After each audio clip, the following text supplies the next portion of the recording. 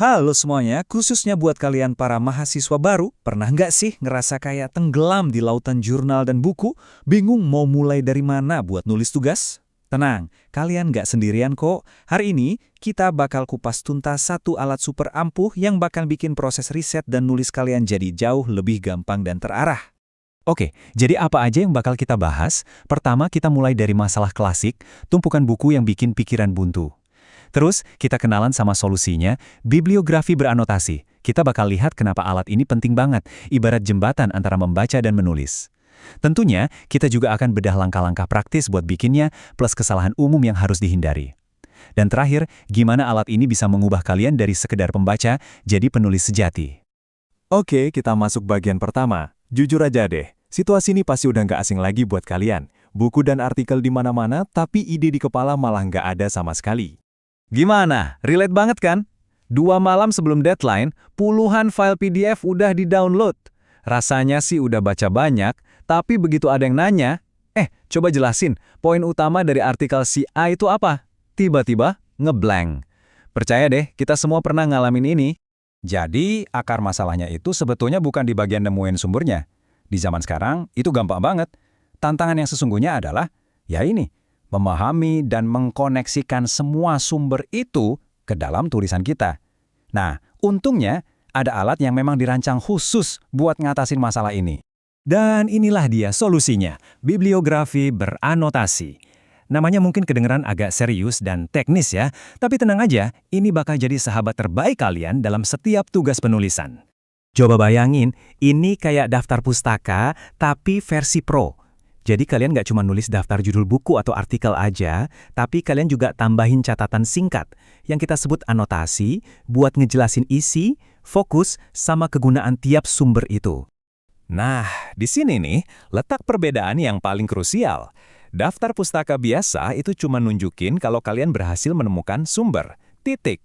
Tapi, bibliografi beranotasi nunjukin level yang lebih tinggi. Kalian udah baca dan paham betul isi sumbernya. Ini lompatan kualitas yang dicari banget dalam dunia akademik. Jadi yang perlu kita ingat banget adalah ini. Bibliografi beranotasi itu bukan sekedar format atau aturan teknis. Ini tuh sebuah genre tulisan tersendiri. Dengan belajar bikin ini, kalian nggak cuma belajar cara nulis daftar pustaka, tapi kalian juga lagi belajar cara berpikir dan berkomunikasi layaknya seorang akademisi. Sekarang mari kita lihat gimana alat ini punya fungsi yang luar biasa penting, yaitu membangun sebuah jembatan. Ini metafor yang pas banget loh. Seringkali kita ngerasa ada jurang yang dalam banget antara tumpukan bahan bacaan sama halaman kosong di laptop yang harus kita isi. Nah, bibliografi beranotasi inilah jembatan kokoh yang menghubungkan kedua dunia itu.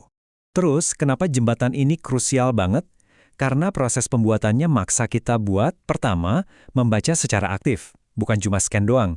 Kedua, kita jadi terlatih buat ngidentifikasi ide-ide inti. Dan yang paling penting, kita belajar ngejelasin relevansi setiap sumber itu pakai bahasa kita sendiri. Kalian nggak lagi jadi pengumpul info yang pasif, tapi jadi analis yang aktif. Oke, teorinya udah dapat, kenapanya udah jelas, sekarang kita masuk ke bagian gimananya. Yuk kita bedah langkah-langkah praktisnya yang bisa langsung kalian coba. Prosesnya sebenarnya logis banget kok. Pertama, pastikan topiknya spesifik. Jangan cuma pendidikan, itu terlalu luas. Coba persempit jadi misalnya dampak media sosial dalam pembelajaran kolaboratif di kalangan mahasiswa.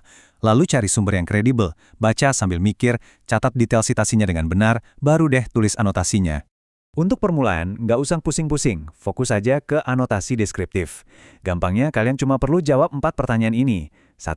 Sumber ini ngomongin apa sih? 2. Fokus bahasanya lebih kemana? 3. Lingkupnya gimana? Dan 4. Apa gunanya sumber ini buat tulisan kalian? Simple kan? Nah, satu tips penting lagi. Selalu gunakan bahasa yang objektif. Tujuannya kan melaporkan isi sumber, bukan ngasih opini pribadi. Jadi hindari kata-kata kayak artikel ini keren banget atau menarik sekali. Lebih baik pakai kata kerja akademis seperti membahas, menjelaskan, atau mengkaji. Salah satu cara terbaik untuk belajar adalah dengan tahu apa saja yang harus dihindari.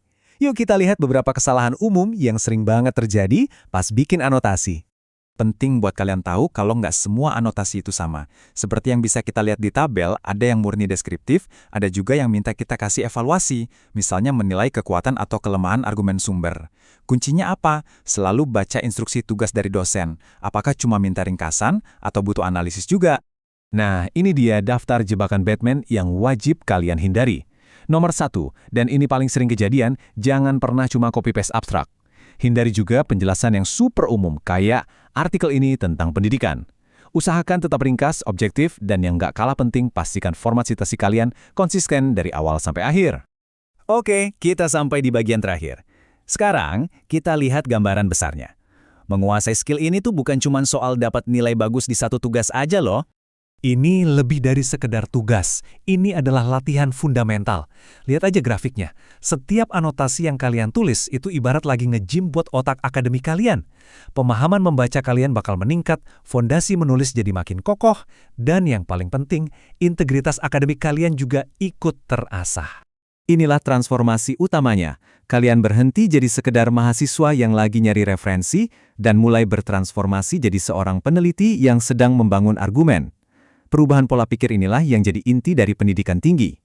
Jadi, pertanyaannya sekarang kembali ke kalian.